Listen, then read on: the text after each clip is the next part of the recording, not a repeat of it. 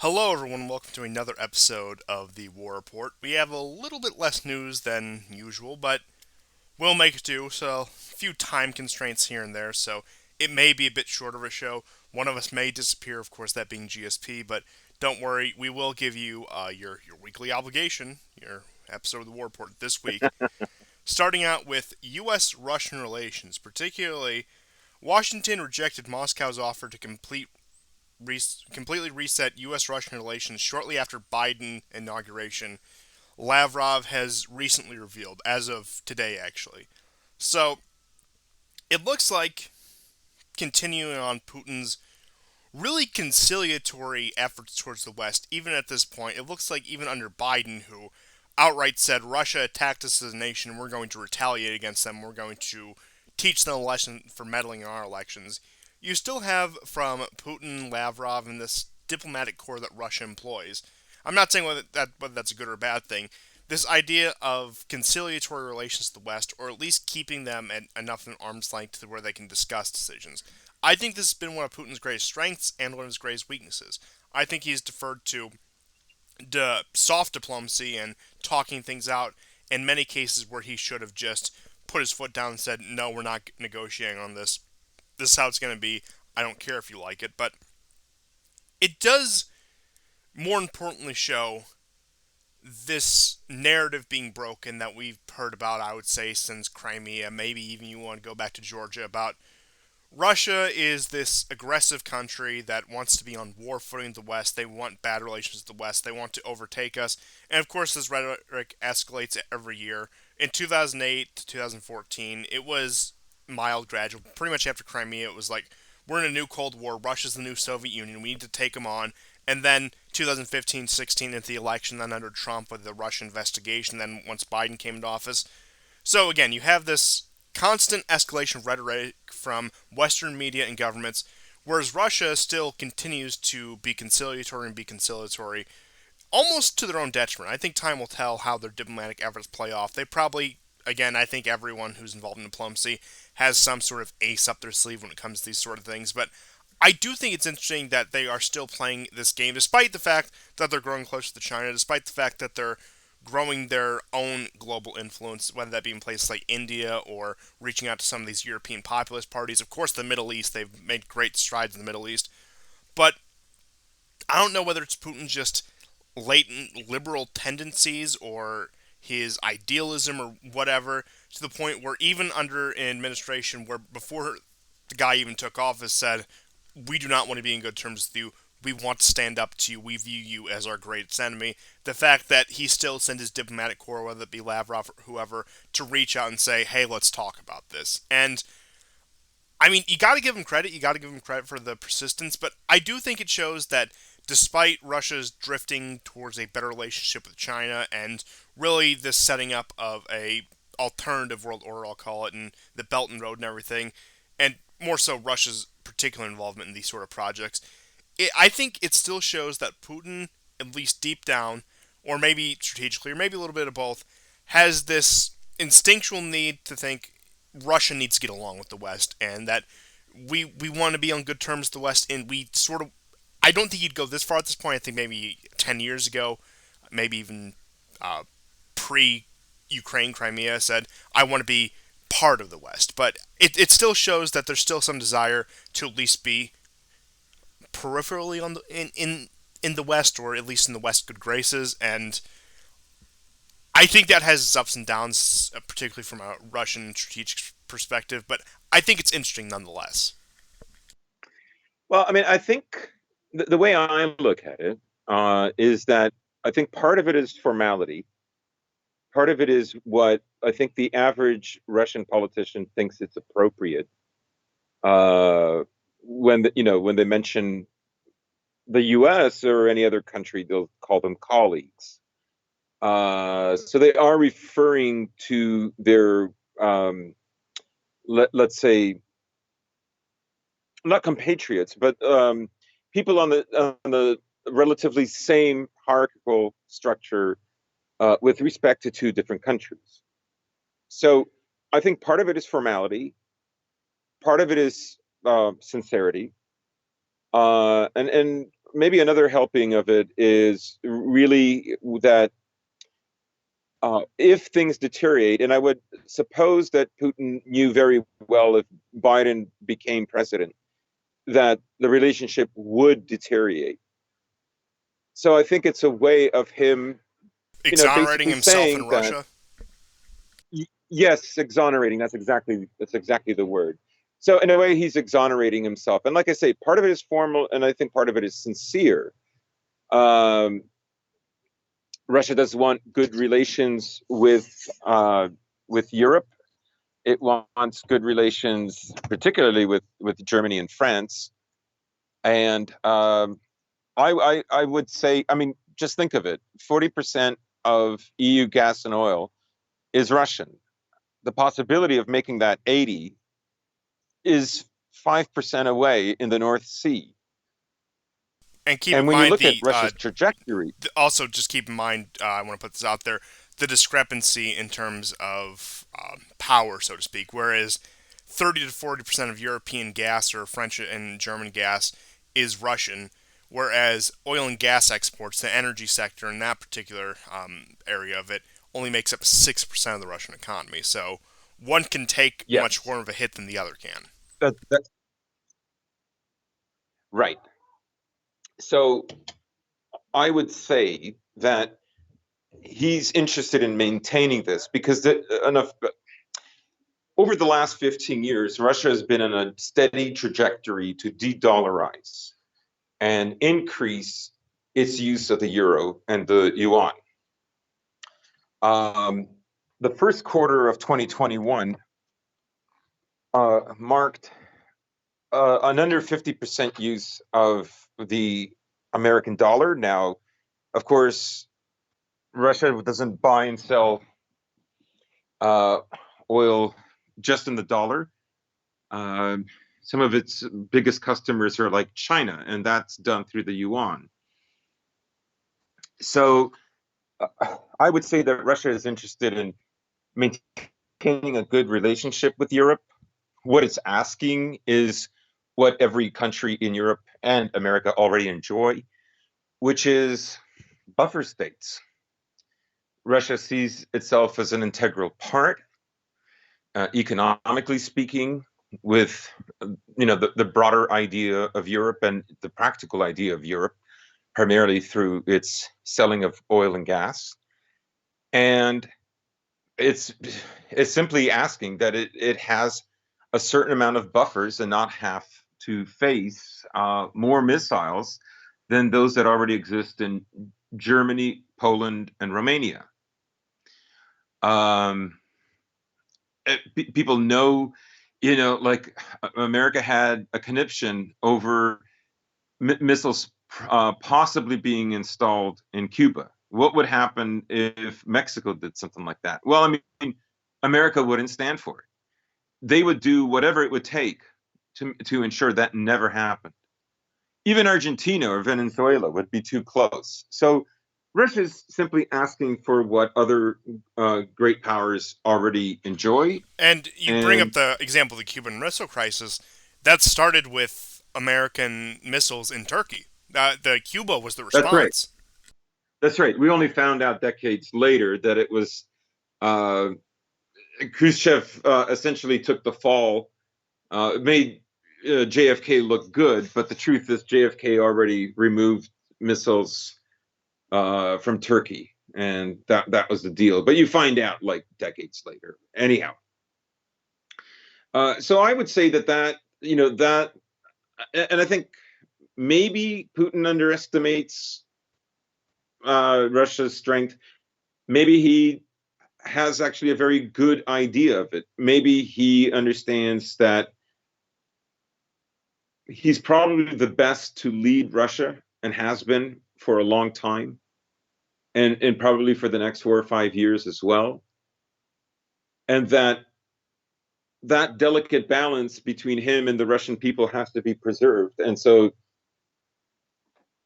it will irritate some Russians, and other Russians maybe it won't irritate them that that at least formally he is conciliatory and is always open for dialogue.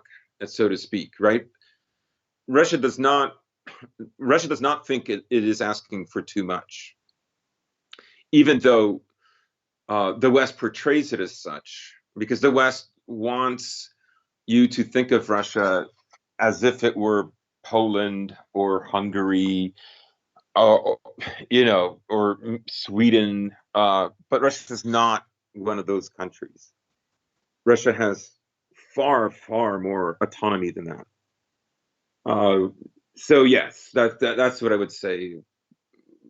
About this recent disclosure. I think that's a good way to sum it up. And moving on to more European news, Macron has faced some uphill opposition in France. Not from the conventional political sense you might think, maybe the National Rally or one of these more right wing or even left wing parties is doing well in the polls a year out before election. But no, it's a bit more interesting than that. 20 retired French general and 80 other ex military officers are calling for military rule in country if Macron cannot halt society's disintegration caused by Islamists, quote unquote.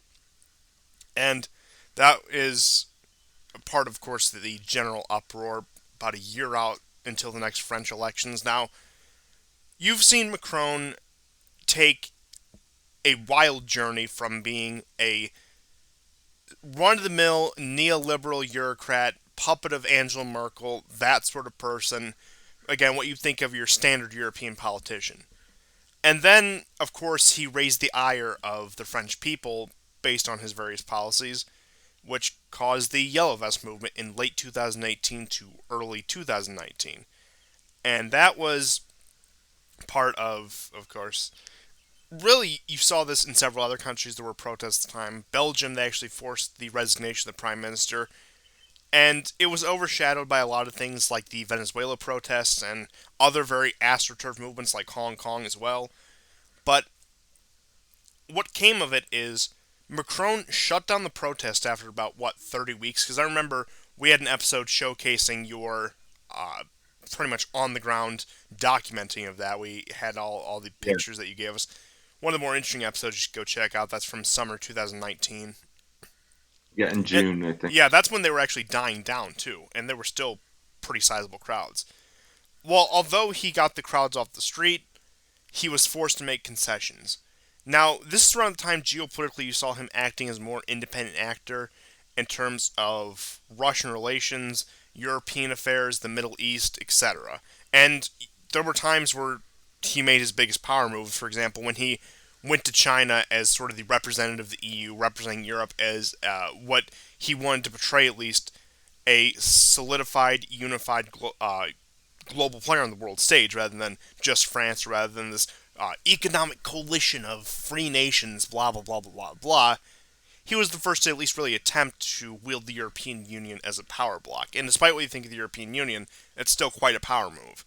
And of course, this just continues. He toes the neoliberal line on things like Navalny and the protests in Russia, and even capitulated to putting more sanctions on Iran when Trump put the pressure on him. Of course, he went along with the Syria strikes around the same time. Or that was a little early. But point being is, he's always had this independent streak that I think was mainly spurned on by the U.S. led world order being shaken up by Trump. Now, one of the things he's also been big about is, and he employed this sort of rhetoric afterwards, saying, for example, the birth rates of migrants is a civilizational problem. The fact that they come here and they have 8 children while the French have below replacement rates. Some couples don't even have children at all. And it seems like he had been doing everything except addressing the immigration issue, and even then he would pull a few punches here and there. But taking this hardline stance on Islamism, sending his ministers and his proxies out saying the Front National and Marine Le Pen actually are not hard enough on Islam. And again, a lot of it has been an act, a lot of it has been political theater without any real substantial action. But apparently, if this is to be believed, it's getting to the point in French society where a lot of these hard boiled types, a lot of these former military officers, and it's not like most European militaries where they just sit around and they're nation all day or any overseas outpost. There's plenty of that in France, but France is actually one of the few countries, you may think the United States, Russia, China, etc., that is involved in active combat around the world. You've had these people fight, of course, in Afghanistan in recent years, or various former French colonies. I think Mali's the big one where they're doing this so-called counterterrorism operation, but pretty much across several former French colonies in Africa, they're still there for security and quote-unquote counterterrorism purposes, which is neocolonialism at the end of the day when you look at their economic programs.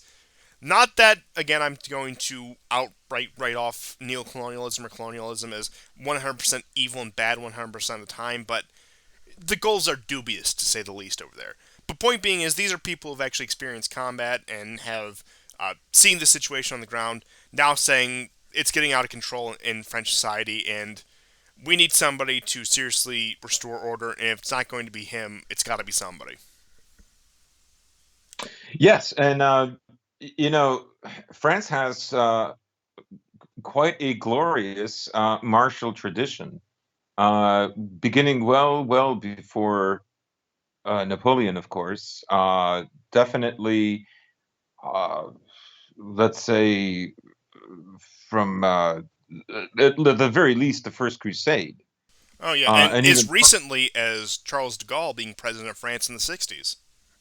right. And so there always has been the influence of the military in French society. Now, the West is not, of course, going to pick up on this story. And the main reason it's not going to pick up on this story, besides the obvious, it's just bad optics. The reason is they will have you believe that Brexit was a fluke, Trump's election was a fluke. Let's say some of Russia's recent geopolitical success is a fluke. The rise of right-wing populist groups, political parties rather, is also, these are all flukes. Because, of course, Macron, who is this Rothschild banker boy, handsome, uh, great camera optics, not too dissimilar to Obama's background. You could describe him in similar terms. Uh, but he of course didn't rejuvenate France. Hollande was a remarkably dull president and not very well liked. But I would say that they're going to pretend these generals never wrote this. It doesn't mean anything. It will be dismissed. However, I think it is an indication of the acceleration that is happening to French societies and in general in broader terms to Western societies as a whole. In many ways, France is the canary in the coal mine here. It has by far the largest Muslim population. And after that, if I'm not mistaken, it's Britain. Well, when France So they sneezes, all of understand Europe that, catches a cold, as they say. yes, and then in many of these countries, and then in many of the cities of these countries, their youth under 15 is already a minority. So the letter fully understands where things are going to be going very soon, like in the next decade or two. And the liberal idea that is constantly sold as if it's this incredible idea, but the problem is the people. The people just don't understand how great it is. Shows a complete lack of understanding people and what identity means to them. Um, you could let's say you're talking about the Middle East. America decided that the best way to counter the Soviet Union was not to woo over the Arab nationalists, but to support the Islamists, because they knew that after the fall of the Turkish Empire, and these newly formed countries that sometimes matched, sometimes didn't match, where one culture that was slightly different than the other began and the other one ended. They knew that Islam, particularly Sunni Islam, but also Shia Islam, let's say in Iran, would become the bedrock of their identity of who they are, right? And that would be more effective than something more conceptual like nationalism. Um, and these generals are just as aware. They're as easily as the realists as the Pentagon was back in the 70s when it made those decisions. And so they see that the erosion of French society, they understand that these people detest France. They actually look forward to the disintegration of France. Most people can remember seeing some of those videos where young non-French, or let's say French but not of French ethnicity, were looking gleefully as the Notre Dame was burning. Yeah, this has been a They're, big they're, phenomenon of people like Algerians, in which there are many of in France, seeing as is former French colonies. yeah. It wasn't these exact words, but it was something along the lines of "You're our colony now."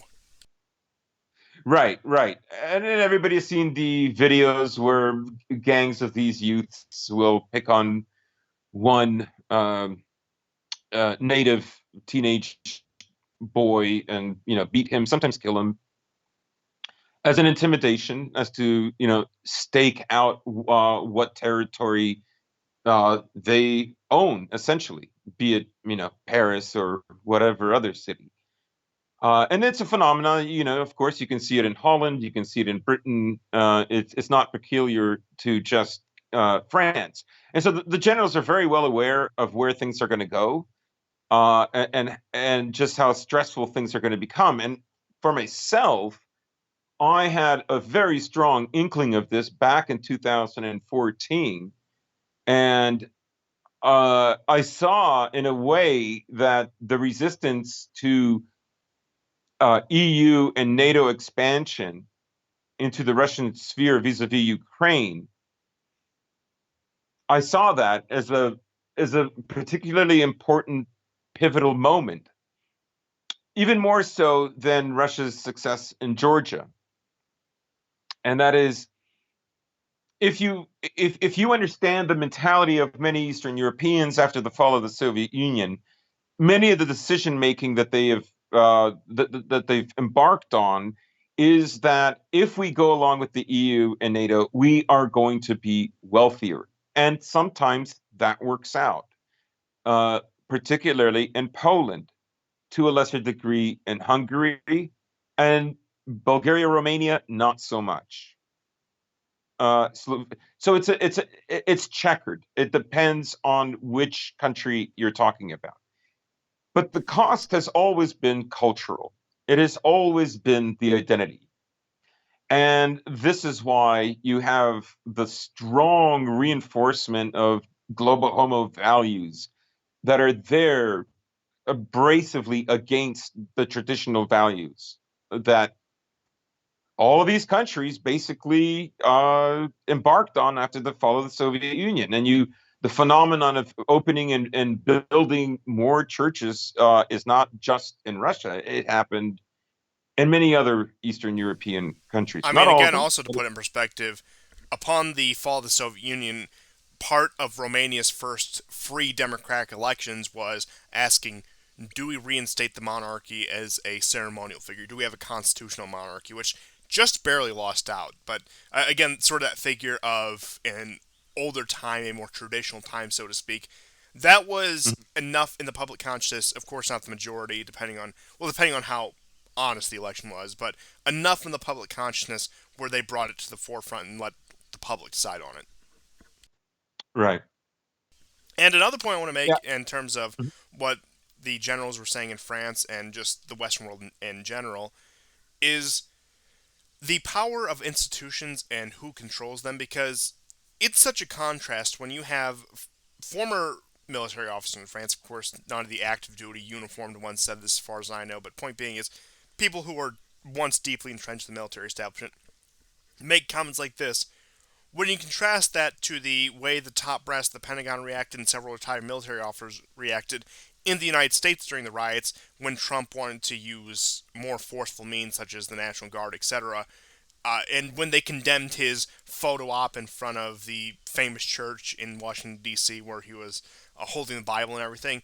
The outright condemnation from the military establishment of somebody like Trump, and of course, all the stuff that's happening now, the reverse on the transgender bans and the we need the pregnant women fighter pilots, and the UK lowering physical standards for the military. It's interesting that you see in some parts of the West where the military is subsequently being degraded and turned into more of a social program or social experiment. Whereas it seems like in France, of all countries, despite all the jokes, despite the white flag, and again, I personally love those jokes, so nothing, no offense to anyone who makes them. You're seeing the martial tradition actually reign stronger. I'm not sure but what the case is in Germany. I know the German military has been pretty much a defunct organization since, especially the end of the Cold War, if not the end of World War II. But again, that martial tradition still exists there, despite the fact that their military is very residual. But it is interesting to think that a country like France at least has one institution, that being the military, that leans ever so slightly against the left, not even to the right, but against the left, when you compare it to places like the U.S. and UK and Canada, etc. Yeah, yeah. I mean, like I say, it will be ignored, but they understand it's showtime. They understand the real struggle has begun. It's only going to get harder. And just to sort of finish up what I had started earlier, with the rejection of the EU and NATO, the rejection of the possibility of becoming wealthy, or let's say in Crimea or Eastern Ukraine, that rejection it's very substantial, and it says a lot. It is putting identity over money, and an opponent that is willing to sacrifice himself by putting themselves, their identity, who they are, over money, is a far more dangerous enemy. And it's also a far more honorable enemy. So I saw that, and even in 2014, I thought, like, I mean, what's the allure? You already saw this kind of degenerate, the raising of degenerate values, um, basically in public life, in the EU, just as it was happening in America. And I mean, for the right money, there were all kinds of takers, but it wasn't the case. And so I think that was a pivotal thing. I think, in a small way, the generals speaking out is also significant. I'm very sure they'd rather not. I'm very sure Macron wishes they'd rather not. I think the Pentagon definitely wishes they would rather have not said anything. Now, can they actually affect any change? No. That said, Macron is beset by several problems. The economy is not doing great. The the the nature of terrorist attacks and the demoralizing effect that they have on the society are continuing. We had just before this a teacher that was decapitated. It was on video, like completely gruesome stuff. And I don't have to get into Bataclan and Charlie Hebdo and all of that. Uh, but France itself, secular France itself, is not offering really anything as an identity that everyone living in France uh, can get behind, right? So I would say that, I mean, the you know, bulwark against these sort of people has been Eastern European gangs. Like you've seen Armenian youth and Romanian youth take on these Muslim gangs more than the French authorities have. right, right, and you see that kind of thing in Britain as well. So I would say that you know Macron has some issues. The polls that I'm seeing, Macron is ahead of Le Pen. Um, I forget the name of the other politician. Oh, the name escapes me, but there is another politician who's going to be running in next year's election. He has, based on some of the polls I saw, he has some. He can distance himself from Le Pen more so than Macron can. Okay, so it's a tighter race if it's Le Pen and Macron. And as I said, Macron is beset with kind of COVID and post-COVID problems. In a way, COVID was a blessing for him because it gave him the pretext to shut down the Yellow Vest protests that had been. I mean, nothing matches the just the sheer number of people that were protesting in late 2018 and early 2019. I understand that, but they were a weekend occurrence regularly on both days for week upon week upon week. Yes, far smaller, but as vacation time ended, the numbers did increase.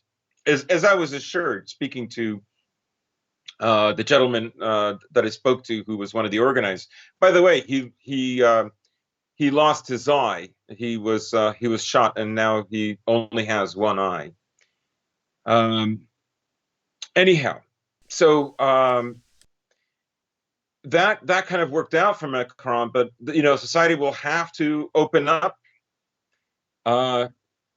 He's going to be taking a lot of risks if he doesn't. There's also other,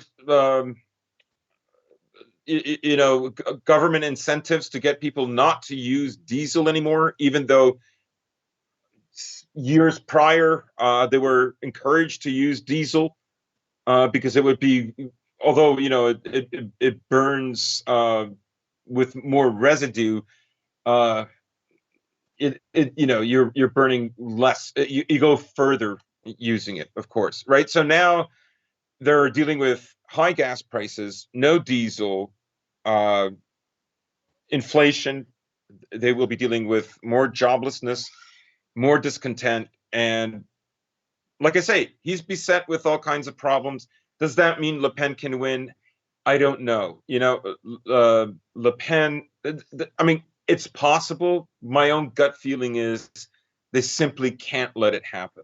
Oh, no, absolutely not. And again, with the generals coming out, look, there's not going to be a military coup in France for at least the near future because things, as you said, are ultimately too stable. Despite all the problems, now, maybe if the certain virus, where you should not mention by name, would have been as bad as they actually projected, or any of these other crises just took a few steps further, we may see a situation like that. But as where we stand now, that's not likely. But again, give it 5 years. French society, Western society, but French in particular, has not been on the best trajectory to anyone who's been paying even the slightest bit of attention. And I would say if there was going to be a major incident like that in the West, I'm not even saying a coup, but some sort of massive civil unrest that overturns the entire country, depending on how much you want to consider the last year in the U.S. between the riots and the protests and the election, I think France is probably the prime candidate for something like that to happen. Hmm. Now, briefly, before we get into our Middle Eastern news, I want to go over a bit of a, I don't know how you'd say it, farcical proposal by the Prime Minister of Slovenia. So this map I'm about to show you is going to be very controversial, no matter who you are. This is a proposed redrawing of borders in the Balkans by the Prime Minister of Slovenia. This is the proposition he sent to NATO. And we shall pull that up right here. So, of course, you see Slovenia completely unchanged. Croatia got a bit of Bosnia. Serbia, it looks like Serbia surprisingly came out as the big winner in this in terms of at least the amount of territory. Romania and Bulgaria both unaffected. Albania also made out pretty good. Most of Kosovo and the Albanian parts of North Macedonia. And maybe you can explain this as a native of the region. Pelagonia, is that a population of Greeks in northern Macedonia today? What's the story there? Do you know anything about that? And of course, southern Albania going to Greece. Even though I thought there were more Albanians in Greece than Greeks in Albania, but I could be wrong there. And of course, Bosnia reduced to just a small, tiny little statelet about the size of Montenegro, where the majority of the Muslim population is concentrated. Um, Based on what I know about demographics, especially post Yugoslav wars, this seems like a pretty reasonable partition.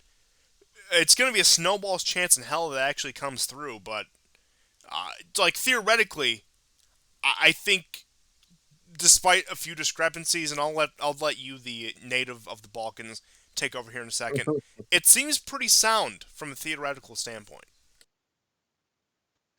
Yes, it's based basically on a consensus of population densities based on ethnicities. So that's its sort of reasonableness.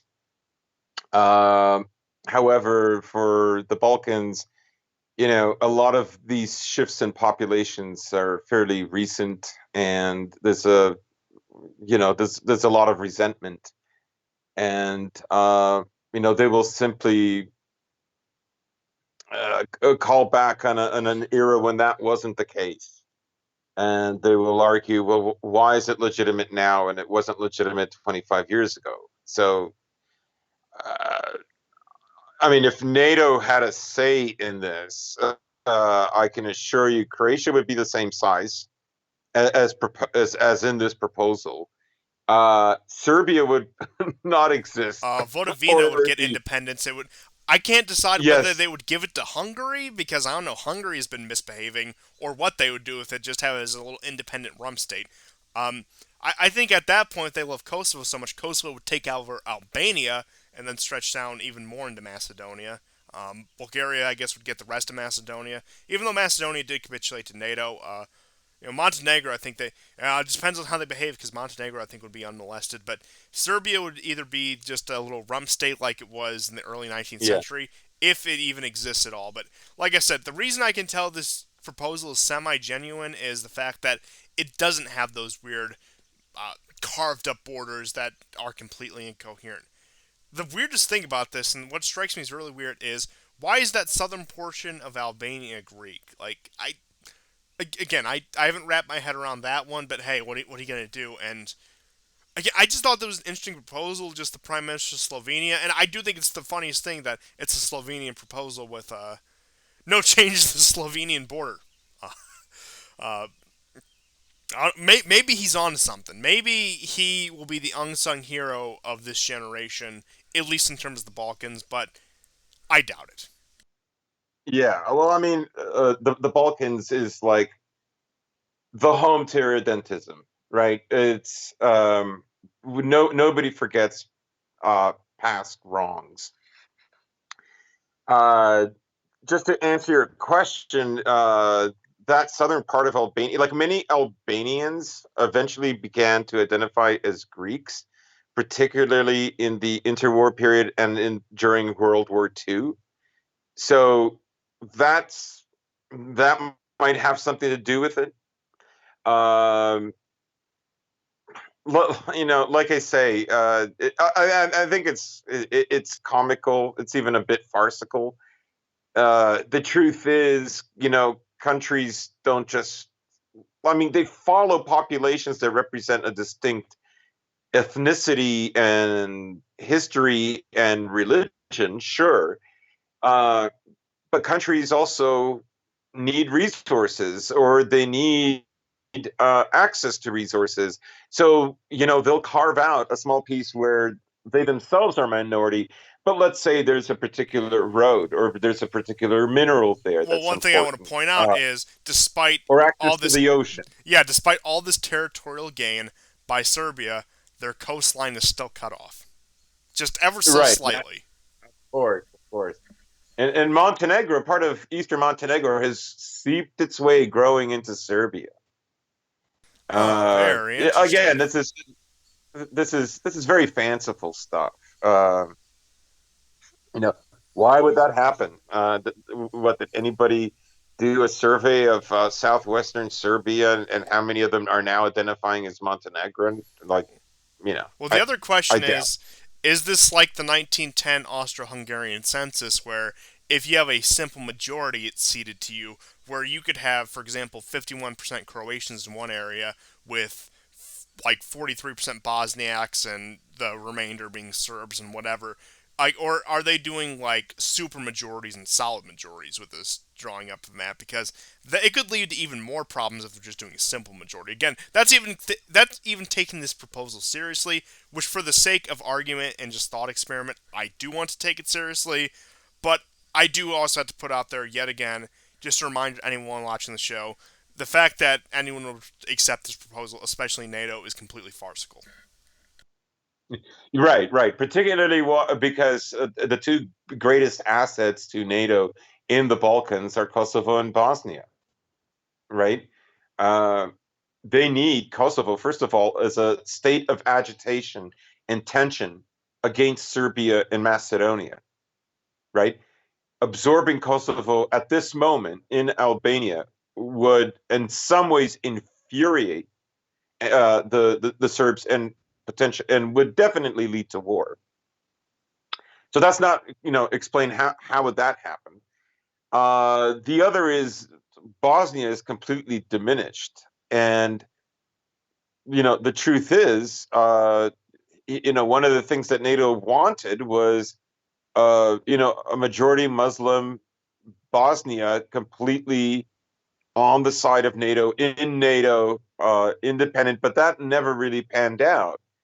So, the Slovenian is kind of he's being very generous to Croatia, and he's being somewhat respectful to Serbia, but he's being disrespectful by saying, well, Kosovo should just belong to Albania. Uh, you know, ask him if there's parts of Slovenia that he thinks should go back to Austria or Italy. It looks like I think we found the true centrist of them all. But moving on from that, let's get into our Middle Eastern news, starting, of course, with Syria, and we'll pull that up right here. And the biggest development is there's been a lot of skirmishes in eastern Syria with resurgent ISIS cells, Russian bombing, of course. Seems to be all quiet in Idlib and the greater Idlib area. You, of course, had the Kurds clashing with pro Turkish forces. And probably the most surprising incident of the week is you had ISIS at least claim responsibility for an attack in southwestern Syria near the Jordanian border, which is very possible. I'm not saying that it's impossible, but it is far beyond their reach when it comes to typical ISIS operations in Syria, at least in the current day. But most of the action has been taking place in along the Euphrates between pro-Syrian, pro-government forces and ISIS remnants.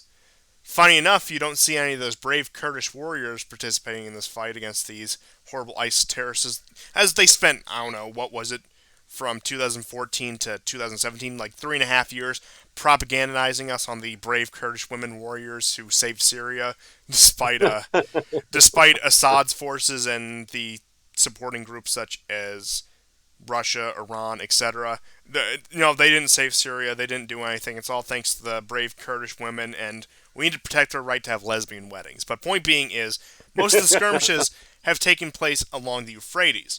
Now, I do believe, just by looking at this with the popping up of pro-government forces along the Syrian side at least, that this so-called stability the Kurds have promised to northeastern Syria, the Syrian Democratic Forces have promised to northeastern Syria, is falling through, and the people picking up the slack are the Syrian government based out of Damascus, led by Assad. That's what it appears to be, of course, with the Russian air backing and the Syrian Air Force backing. And yeah, I don't know. Dare I say, when it comes to Idlib, some backdoor truce was made. I wouldn't go that far, but it's been very quiet and very conspicuous how little activity there's Mhm. been towards Idlib. Maybe some sort of back deal was made between Russia and Turkey regarding that. Maybe Biden issued some grave red line not to cross, etc. But I'd say most likely, I wouldn't be surprised if in the next few weeks we hear that Russia and Turkey, of course representing their respective sides and proxy forces in this conflict, came to some sort of tentative backdoor ceasefire when it comes to Idlib in northwestern Syria.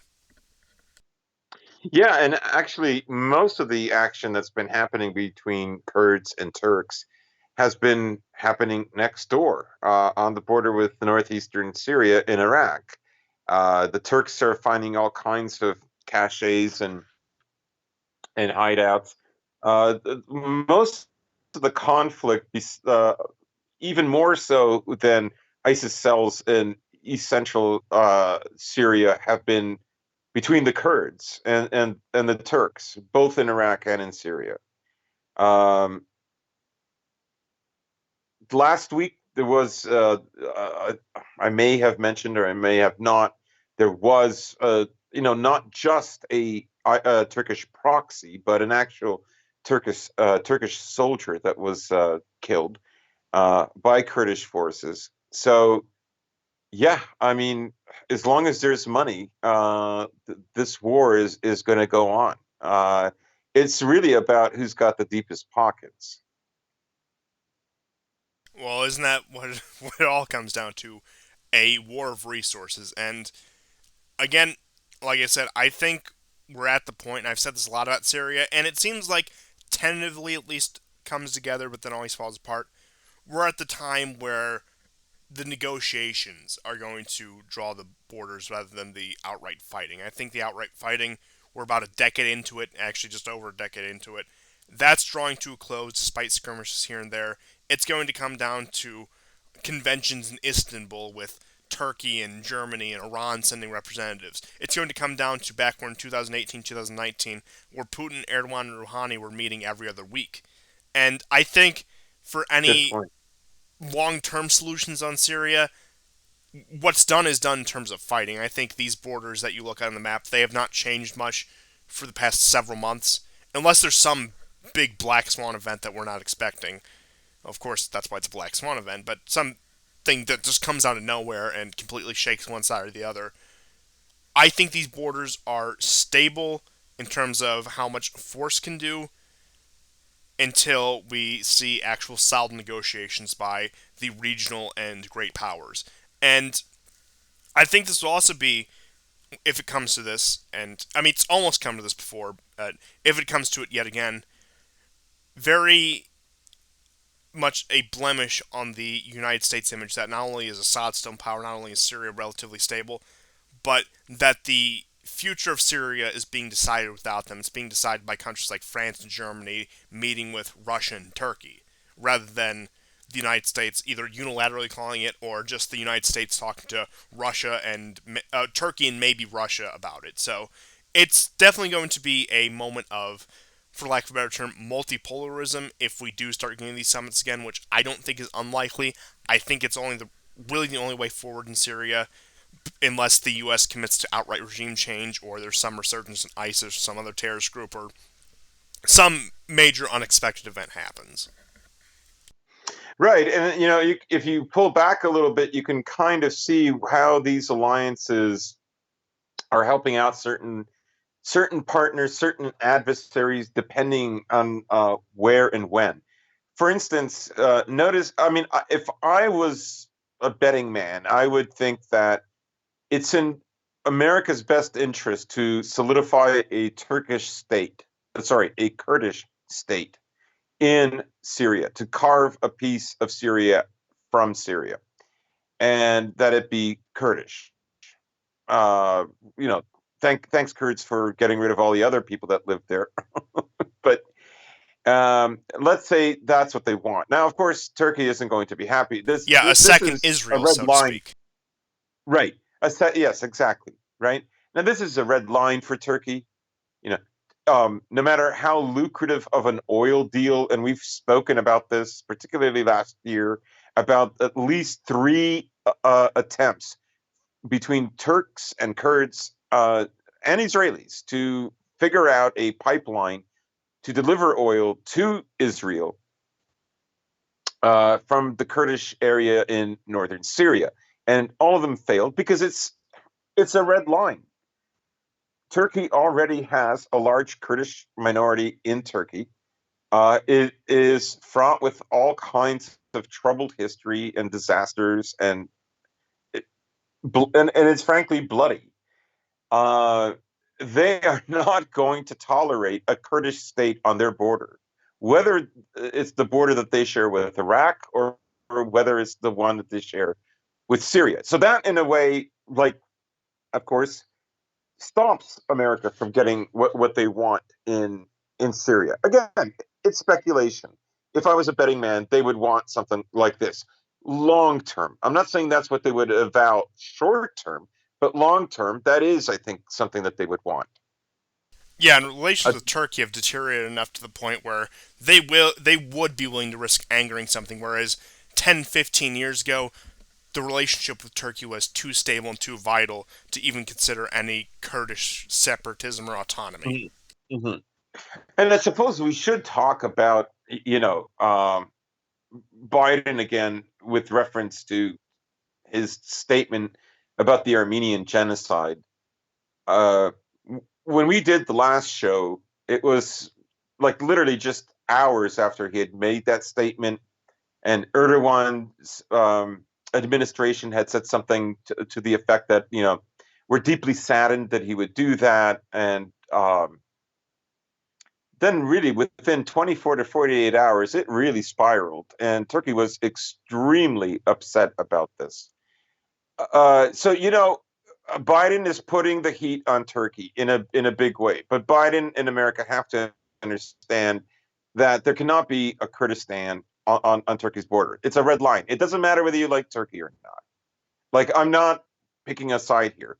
I'm just saying Turkey is one thing and the Kurds are another, and Turkey is not going to acquiesce to this. Oh, So, absolutely not.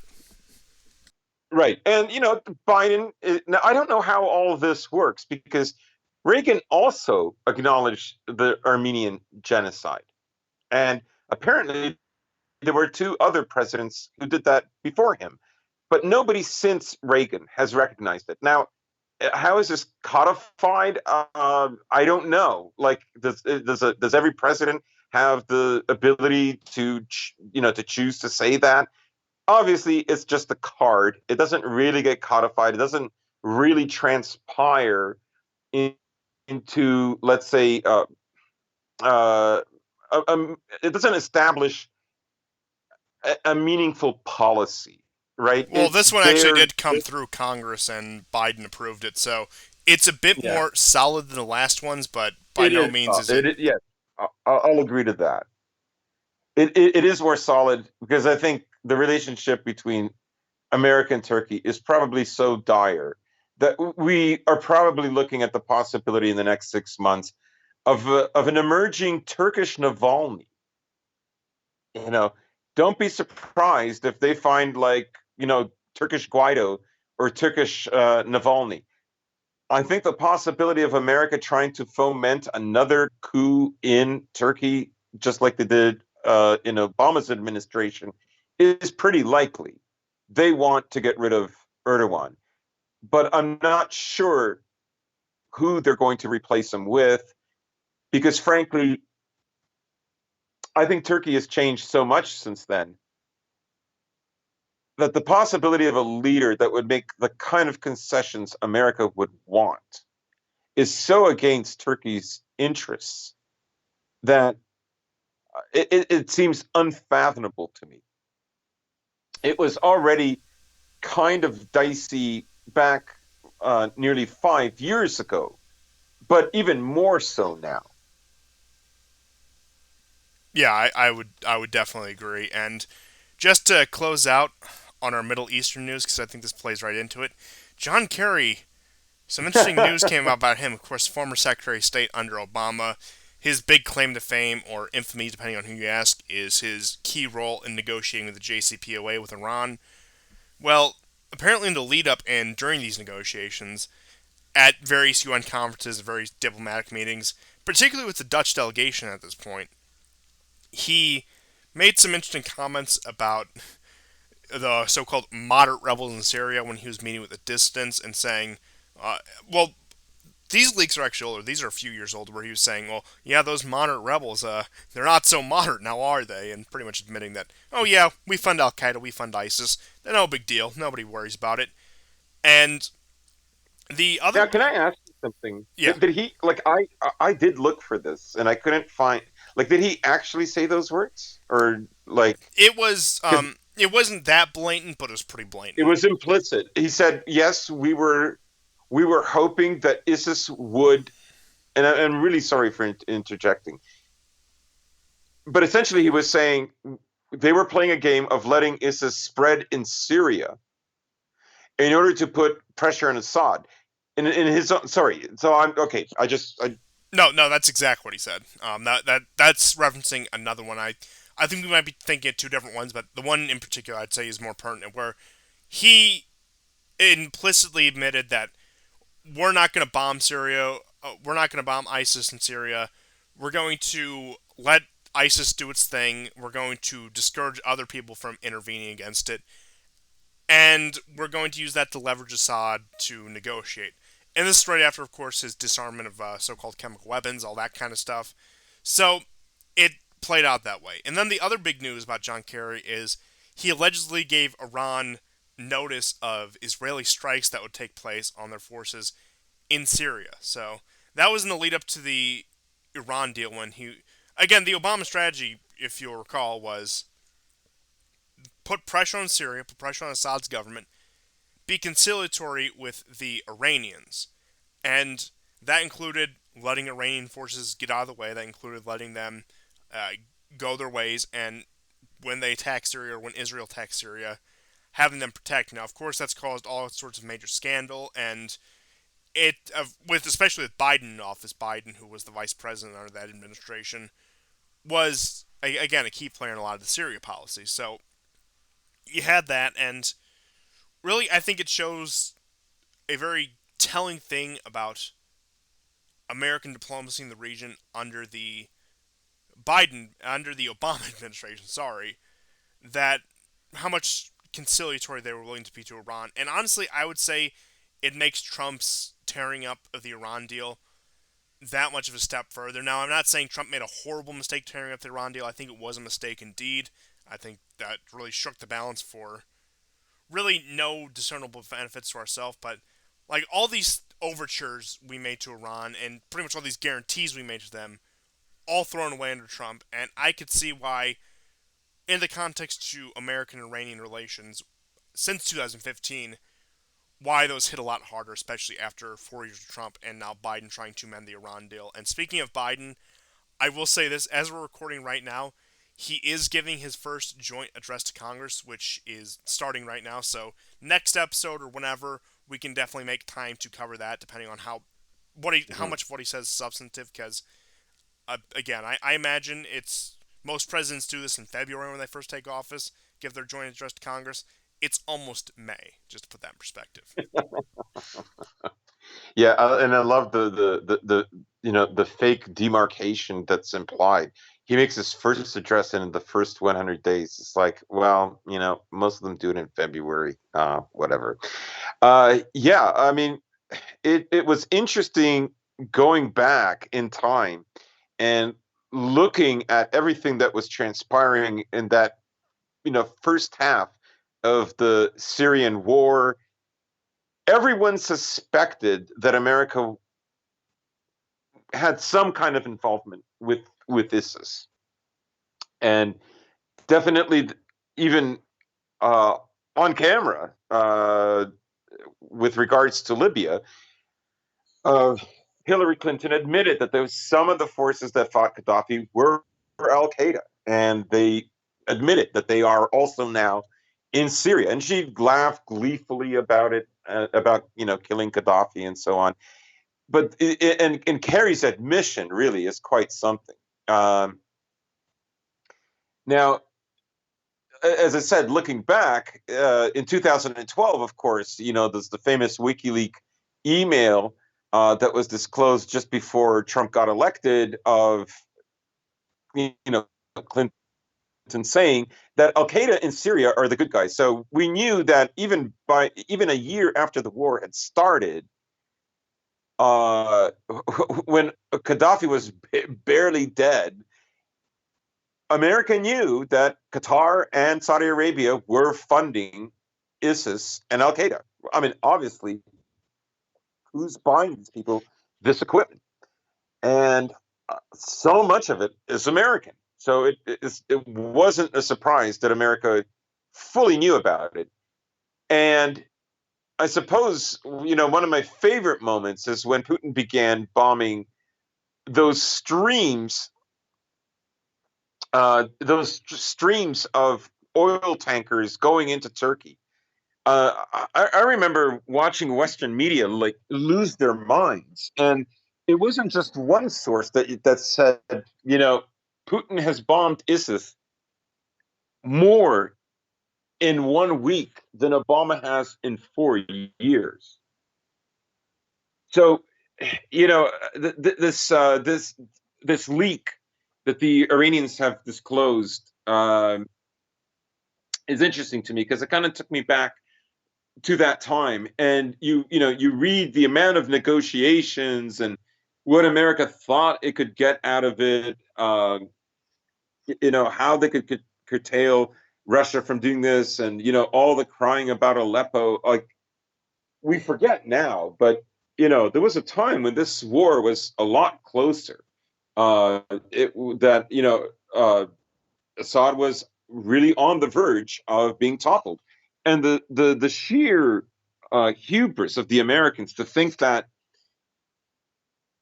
with ISIS literally on Assad's door, that he would choose America over Russia for protection. It's phenomenal. Like, he saw what happened to Gaddafi just a few years prior, and the idea that he would do the same thing is so preposterous. It's so hubristic based on American assumptions. It's really quite something. And again, it all comes down to the fact that the one element they did not foresee in all of this was Russia being able to project power outside of its region. Because, of course, you had Crimea earlier in 2014. They got involved in Syria in 2015. They thought Crimea was going to be this one and done thing that they can use sanctions pressure to stop. But I think probably one of their biggest miscalculations was the idea that Russia was now yet again a significant player on the world stage. This wasn't a fluke. This wasn't a one-off that they marched in Ukraine. It isn't just because it was a neighboring country. It's a country that has the ability to assert its interests and assert its power far outside of its borders. Not that Syria is that much of a stretch. Certainly, the Americans, especially at the time, had much more power to exert outside of its borders. But the fact that a country could at least challenge them in that. Right. Um, there's that angle. Also, I find it hilarious. Kerry's admission. Supposedly, he told the Iranians that Israel had killed 200 of their assets or soldiers or proxies in Syria. I mean, as if this was a surprise to anybody, least of all the Iranians. Like, the Iranians, you could imagine saying, "Wow, only 200." So it's.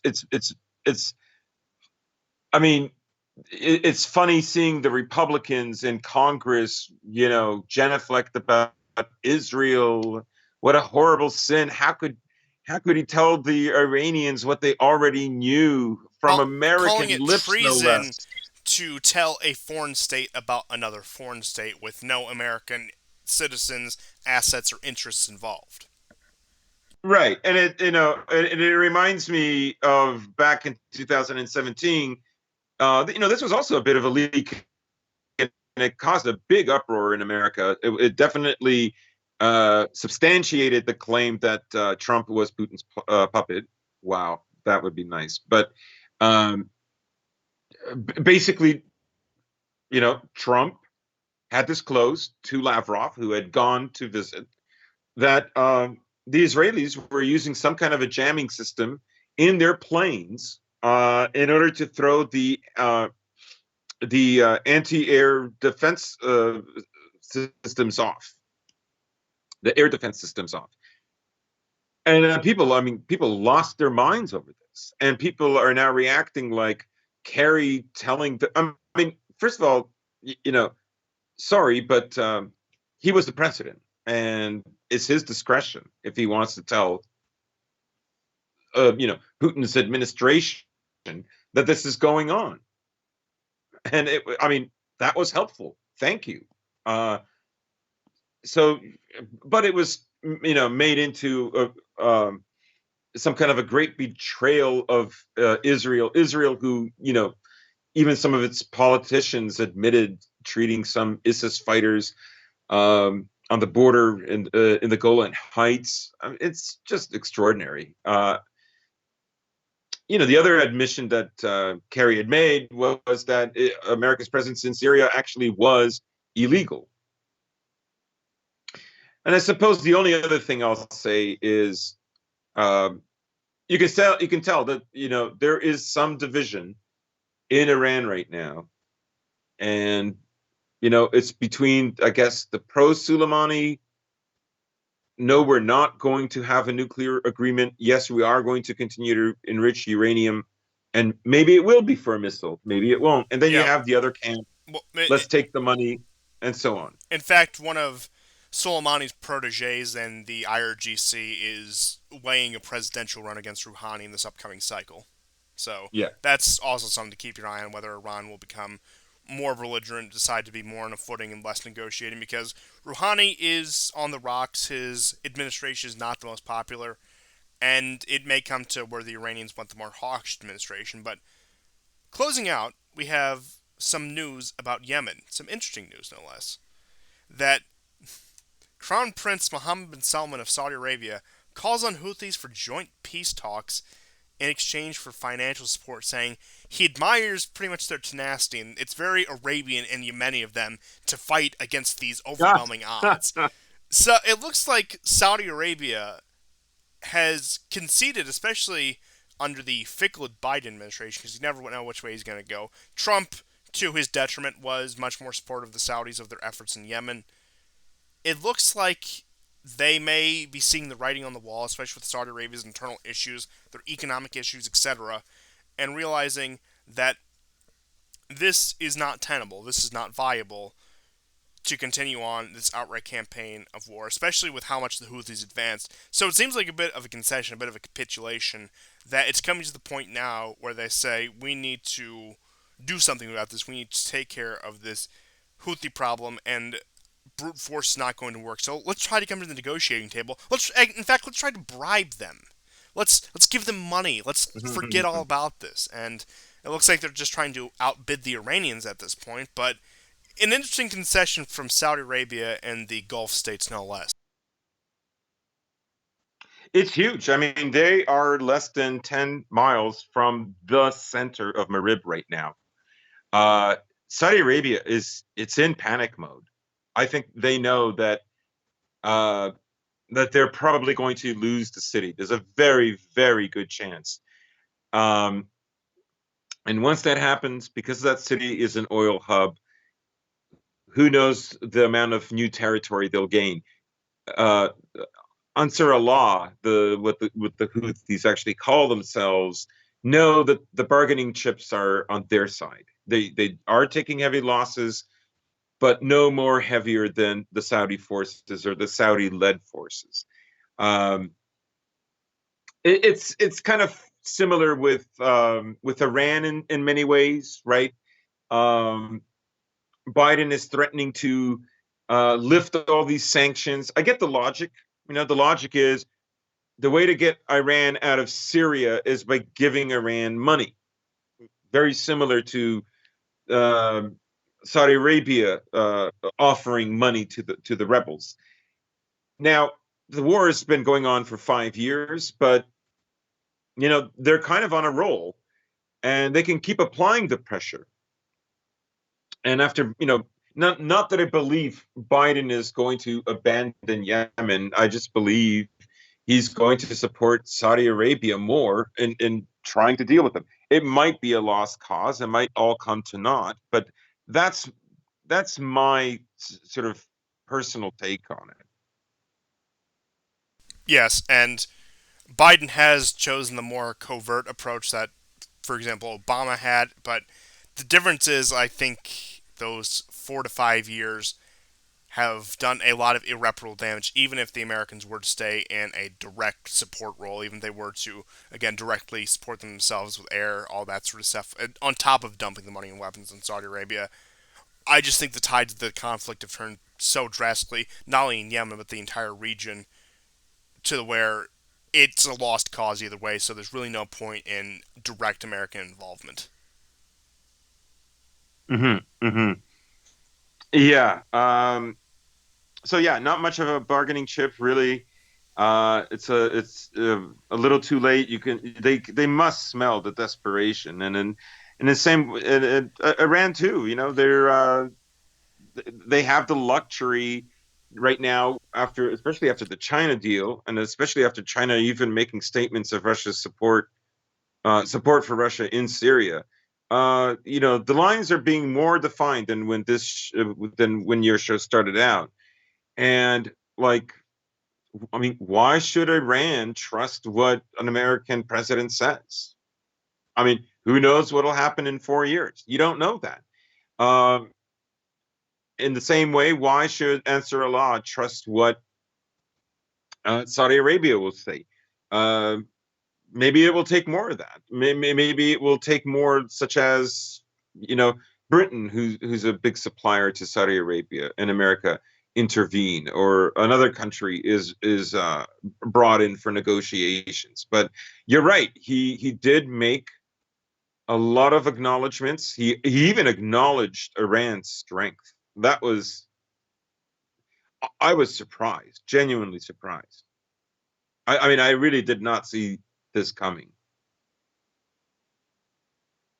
And that's all I had for the Yemen thing, but it is interesting. I will reiterate just before we close out what you said about Turkey and the rising tensions there between NATO. There's been what has been brewing, and we'll more so cover this probably next episode about the brewing protests in Turkey to get out of NATO and expel U.S. forces from the country upon Biden's recognition of the Armenian genocide. But yeah, that's one that's definitely brewing, and we could see a lot come out of that. But for now, that's a week for us, and I hope you guys enjoyed this episode of the War Report. We will see you next time, and goodbye. Take care.